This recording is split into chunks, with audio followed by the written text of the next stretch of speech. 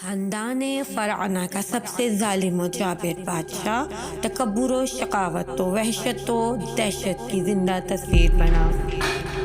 حرم سرا کی خوبصورت ترین عورتوں کے ساتھ تخت شاہی پر براجمان تھا۔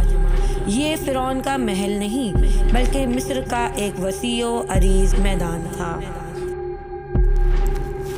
بادشاہ کے سامنے بائیں جانب ملک بھر سے جمع کیے گئے اپنے وقت کے بڑے بڑے جادوگر فرش نشین تھے، جبکہ دائیں جانب اللہ کے نبی حضرت موسیٰ کلیم اللہ علیہ السلام اور ان کے بھائی حضرت ہارون علیہ السلام تشریف فرما تھے۔ بادشاہ کے اشارے پر مقابلہ شروع ہوا۔ حضرت موسیٰ علیہ السلام کی دعوت پر جادوگروں نے اپنی لاٹھیاں اور رسیاں زمین پر ڈالیں تو وہ پل بھر میں سانپوں کا روپ دھار کر میدان میں دوڑنے لگے۔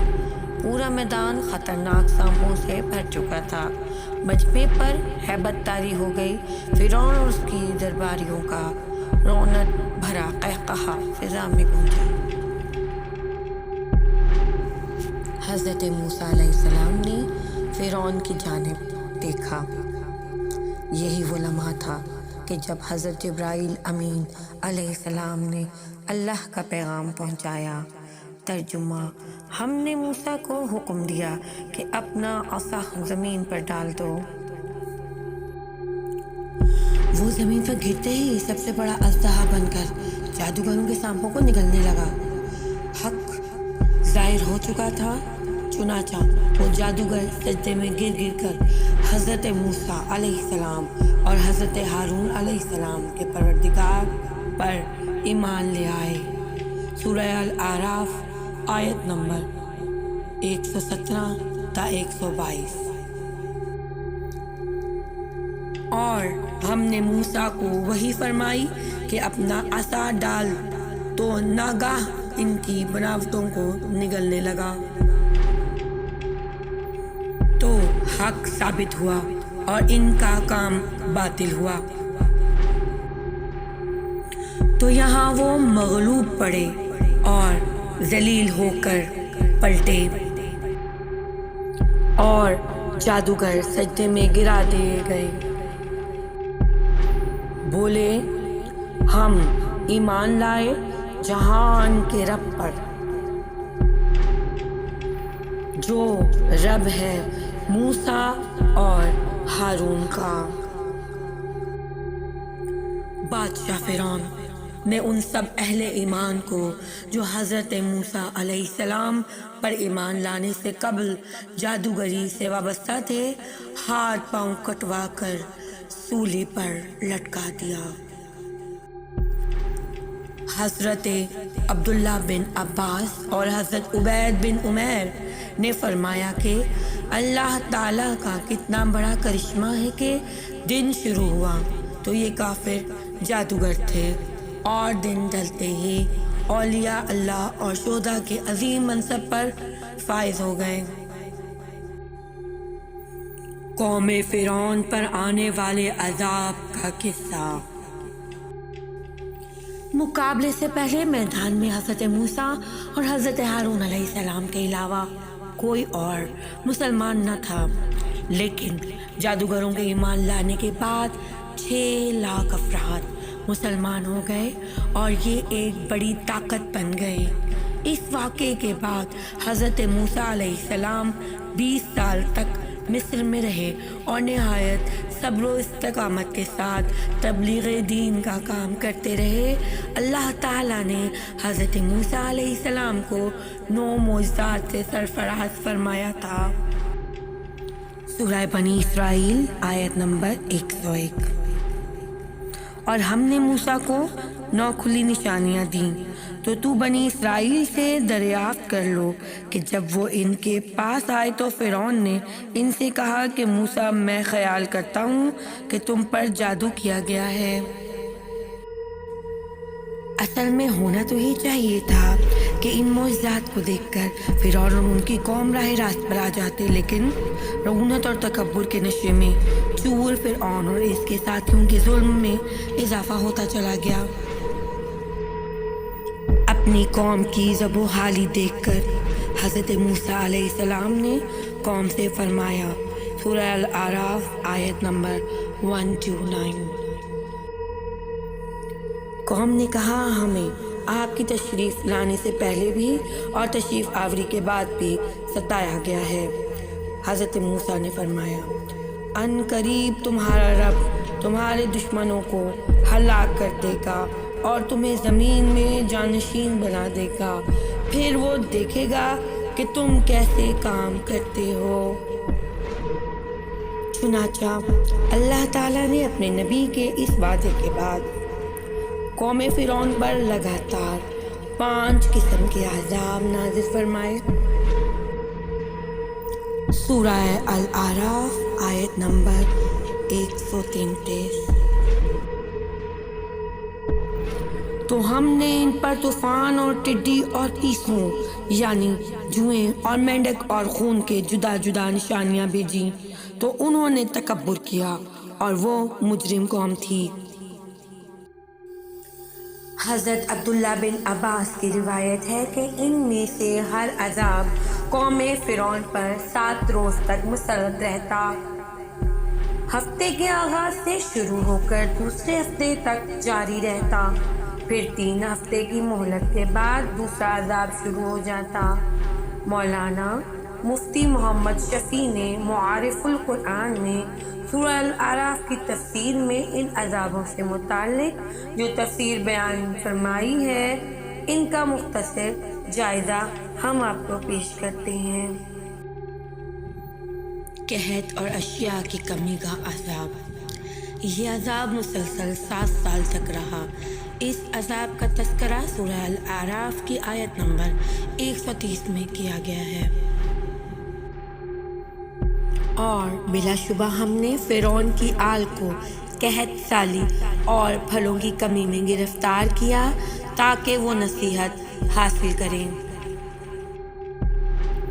حضرت عبداللہ بن عباس رضی اللہ تعالیٰ عنہ اور حضرت قتادہ نے فرمایا کہ قحط اور خشک سالی کا عذاب تو گاؤں والوں کے لیے تھا اور پھلوں کی کمی شہر والوں کے لیے، کیونکہ عموماً دیہات میں غلے کی پیداوار زیادہ ہوتی ہے اور شہروں میں پھلوں کے باغات زیادہ ہوتے ہیں، لہٰذا نہ غلے کی کھیت باقی رہے نہ پھلوں کے باغات۔ عذاب کے اس ابتدائی جھٹکے سے پریشان ہو کر انہوں نے حضرت موسیٰ علیہ السلام سے دعا کروائی۔ دعا قبول ہونے کے بعد جب قحط رفع ہو گیا تو پھر دوبارہ اپنی سرکشی میں مبتلا ہو گئے اور کہنے لگے، یہ قحط تو موسیٰ علیہ السلام اور ان کے ساتھیوں کی نحوست نعوذ باللہ کے سبب آیا تھا،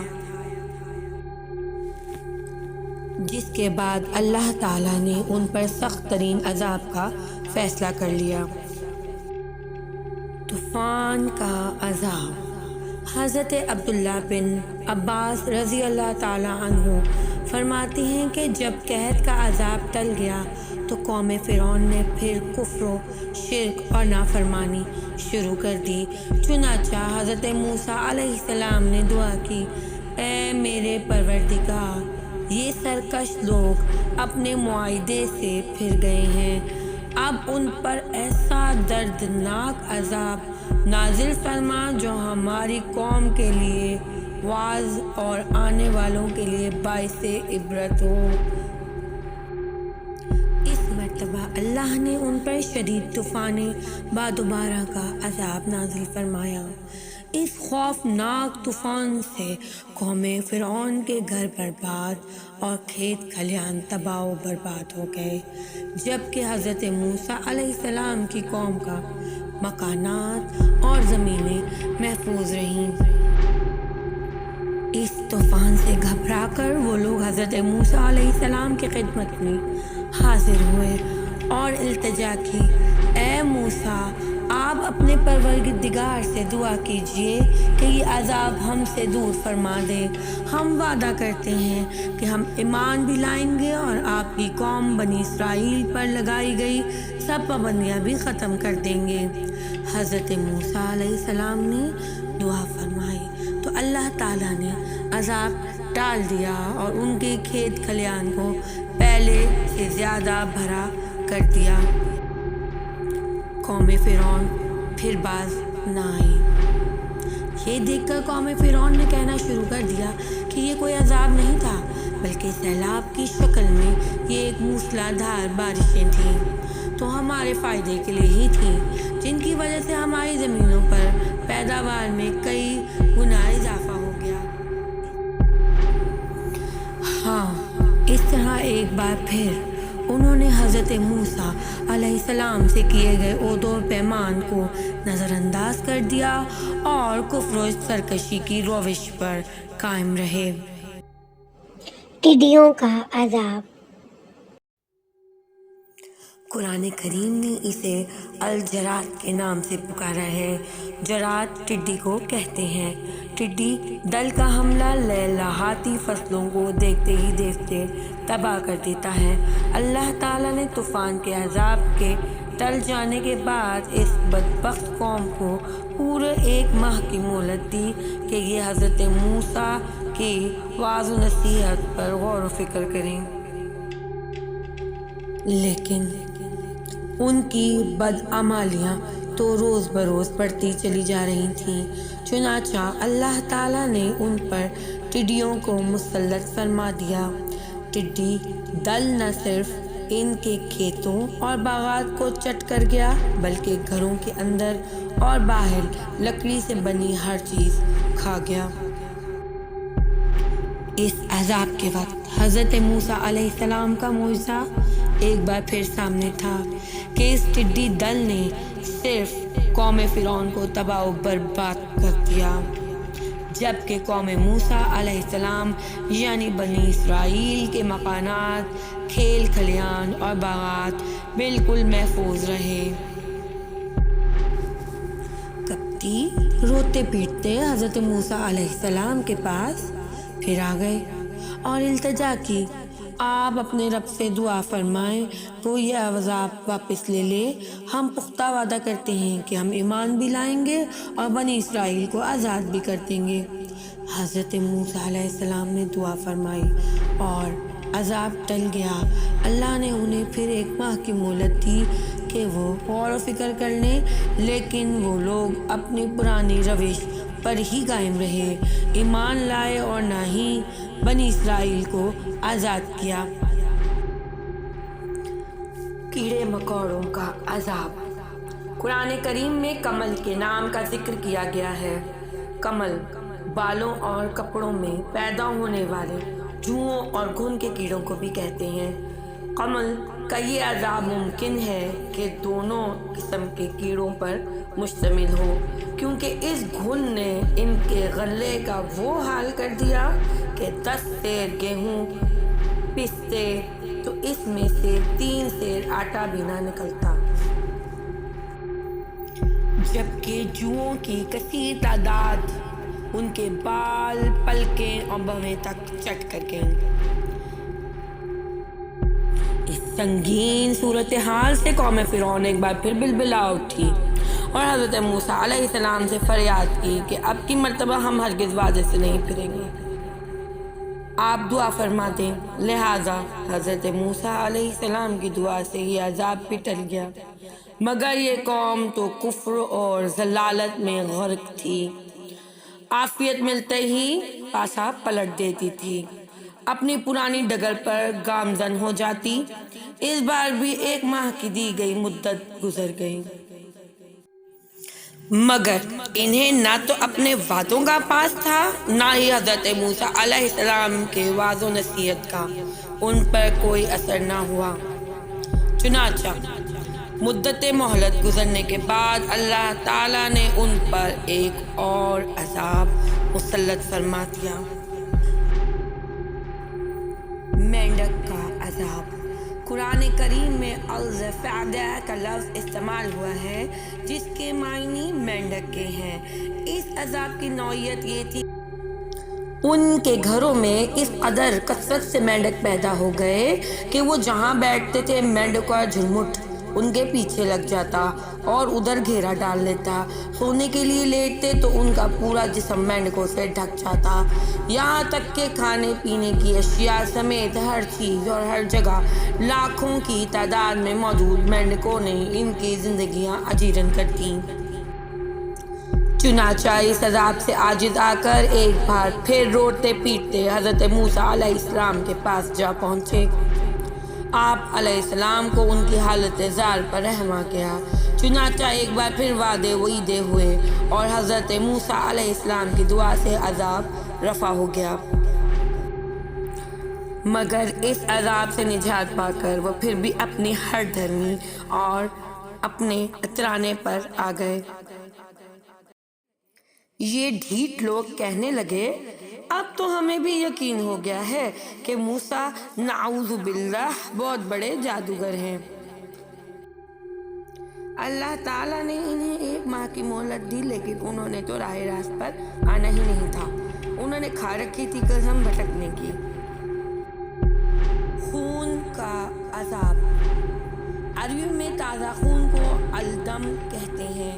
اس عذاب کی نوعیت یہ تھی کہ ان کی ہر چیز سے تازہ خون ابل پڑتا تھا، جو چیز بھی رکھتے وہ خون بن جاتی، چونکہ بنی اسرائیل کے تمام افراد ان تمام عذابوں سے محفوظ تھے۔ لہذا قوم فرعون نے بنی اسرائیل کے لوگوں سے پانی مانگا تو انہوں نے دے دیا، لیکن وہ جب قبطیوں کے ہاتھ میں گیا تو خون بن گیا۔ ایک ہی دسترخوان پر بیٹھ کر قبطی اور بنی اسرائیل کھانا کھاتے تو اسرائیلی کا لقمہ تو اپنی اصل حالت میں ہوتا، جبکہ قبطی کا لقمہ اور پانی خون بن جاتا۔ بالآخر پھر وعدے ہوئے، دعا کی گئی، عذاب پھر ٹل گیا، مگر وہ گمراہی پر ہی قائم رہے۔ قرآن کریم نے انہیں بڑے عادی مجرم قرار دیا ہے۔ وبائی امراض کا عذاب، اس مرتبہ ان لوگوں پر طاعون کی وبا مسلط کر دی گئی جس میں ان کے 70,000 افراد لقمہ اجل بنے۔ تاہم حضرت موسیٰ علیہ السلام کی دعا سے یہ عذاب بھی رفع ہو گیا، لیکن اتنی آزمائشوں اور مسلسل وعدوں کے باوجود یہ ربوبیت فرعون پر قائم رہے اور مسلسل عہدہ شکنی کرتے رہے۔ ہر گزرتے وقت کے ساتھ فرعون کے تکبر، غیظ و غضب اور ظلم و ستم میں اضافہ ہوتا چلا جا رہا تھا، لہٰذا رب ذوالجلال نے ان کی دراز رسی کو کھینچنے کا فیصلہ کر لیا۔ رب ذوالجلال نے ان کی دراز رسی کو کھینچتے ہوئے فیصلہ کیا کہ حضرت موسیٰ علیہ السلام کو حکم دیا کہ میرے بندوں کو لے کر راتوں رات نکل جاؤ۔ سورہ طٰہٰ آیت نمبر 77۔ اور بے شک ہم نے موسیٰ کی طرف وحی بھیجی کہ راتوں رات میرے بندوں کو لے چلو اور ان کے لیے دریا میں خشک راستہ نکال دو، تجھے ڈر نہ ہوگا کہ فرعون پکڑ لے اور نہ تجھے خطرہ ہوگا۔ علامہ طبری رحمۃ اللہ علیہ بیان کرتے ہیں کہ اس حکم کے بعد حضرت موسیٰ علیہ السلام مرد، عورتوں اور بچوں سمیت 6,30,000 سوار اور 20,000 پیادے لے کر 9 محرم بروز ہفتہ غروب آفتاب کے بعد مصر سے دریائے قلزم بحیرہ احمر کے جانب روانہ ہوئے، اور فرعون ہمیشہ کے لیے عبرت کا نشان بن گیا۔ فرعون جدید ہتھیاروں سے لیس اور 7 لاکھ سے زائد سواروں کے ساتھ ان کے پیچھے روانہ ہوا۔ بنی اسرائیل کے پیچھے فرعون کے سپاہ کا ایک سیلاب اور آگے بپھڑی موجیں تھیں۔ پھر جب دونوں جماعتوں نے ایک دوسرے کو دیکھا تو حضرت موسیٰ کے ساتھیوں نے کہا، ہم تو پکڑے گئے۔ حضرت موسیٰ علیہ السلام نے کہا، ہرگز نہیں، میرا رب میرے ساتھ ہے، وہ مجھے راہ بتا دے گا۔ ہم نے موسیٰ کی طرف وحی بھیجی کہ دریا پر اپنی لاٹھیاں مارو۔ سورہ الشعراء آیت نمبر 61 تا 63۔ جب دونوں جماعتیں آمنے سامنے ہوئیں تو موسیٰ کے ساتھی کہنے لگے کہ ہم تو پکڑ لیے گئے۔ موسیٰ نے کہا ہرگز نہیں، میرا پروردگار میرے ساتھ ہے، وہ مجھے راستہ بتا دے گا۔ اس وقت ہم نے موسیٰ کی طرف وحی بھیجی کہ اپنی لاٹھی دریا پر مارو، تو دریا پھٹ گیا اور ہر ایک ٹکڑا یوں ہو گیا کہ گویا بڑا پہاڑ ہے۔ چنانچہ دریا پر لاٹھی مارنے سے 12 خشک راستے نکل آئے۔ بنی اسرائیل کے 12 قبیلے ان میں سے گزر گئے۔ یہ منظر دیکھ کر خوفزدہ فرعون نے بھی اپنا گھوڑا دریا میں ڈالا اور لشکر کو پیچھے آنے کا حکم دیا۔ فرعون اور اس کا لشکر جب بھی دریا میں پہنچا تو اللہ تعالیٰ نے دریا کو روانی کا حکم دے دیا۔ دریا کے سب راستے آپس میں مل گئے۔ فرعون جب ڈوبنے لگا تو پکار اٹھا، میں ایمان لایا موسیٰ اور ہارون علیہ السلام کے رب پر، ان کے سوا کوئی معبود نہیں اور میں فرما برداروں میں سے ہوں۔ جواب ملا، اب ایمان لایا ہے، حالانکہ تو پہلے نافرمانی کرتا رہا اور مفسد بنا رہا، تو آج ہم تیری لاش کو پانی سے نکال لیں گے تاکہ تو ان کے لیے نشان عبرت ہو جو تیرے بعد ہیں، اور بہت سے لوگ ہماری نشانیوں سے بے خبر ہیں۔ سورہ یونس آیت نمبر 90۔ ترجمہ، اور ہم نے بنی اسرائیل کو دریا عبور کرا دیا تو فرعون اور اس کے لشکروں نے سرکشی اور ظلم سے ان کا پیچھا کیا، یہاں تک کہ جب اسے غرق ہونے نے آ لیا تو کہنے لگا، میں اس بات پر ایمان لایا کہ اس کے سوا کوئی معبود نہیں جس پر بنی اسرائیل ایمان لائے ہیں، اور میں مسلمان ہوں۔ اسے کہا گیا، کیا اب ایمان لاتے ہو؟ حالانکہ اس سے پہلے تو نافرمان رہا اور تو فسادی ہے۔ آج ہم تیری لاش کو بچا لیں گے تاکہ تو اپنے بعد والوں کے لیے نشانی بن جائے، اور بے شک لوگ ہماری نشانیوں سے ضرور غافل ہیں۔ آج بھی فرعون کی حنوط شدہ لاش عبرت کا نشان بنی مصر کے عجائب خانے میں محفوظ ہے۔ اب وقت ہے غور و فکر کا۔ قوم فرعون پر نازل کیے گئے یہ عذاب امت مسلمہ کے لیے نہ صرف باعث عبرت ہیں بلکہ غور و فکر کی دعوت بھی دیتے ہیں۔ آج کے مسلمان 2.5 ارب سے زیادہ ہیں۔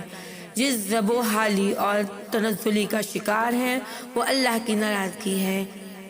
ہم نمازیں پڑھتے ہیں، حج عمرہ ادا کرتے ہیں، زکوٰۃ دیتے ہیں اور قرآن پڑھتے ہیں، لیکن سود کو برا نہیں سمجھتے، رشوت لینا دینا مجبوری گراں کرتے ہیں، جھوٹ بولنا دھوکہ دینا معمولی بات سمجھتے ہیں، ناپ تول میں کمی گراوٹ بے ایمانی ہیرا پھیری کاروبار کا حصہ ہے۔ اگر یہ سب اعمال ہی ہماری کامیابی اور کامرانی کا پیمانہ ہے تو پھر غلاظت کے اس ڈھیر پر بیٹھ کر ہمیں اللہ کی مزید ناراضگی کا انتظار کرنا ہوگا، جو انفرادی عذاب بھی ہو سکتا ہے اور اجتماعی بھی۔ ذرا سوچئے۔ Thanks for watching Toon's Tale.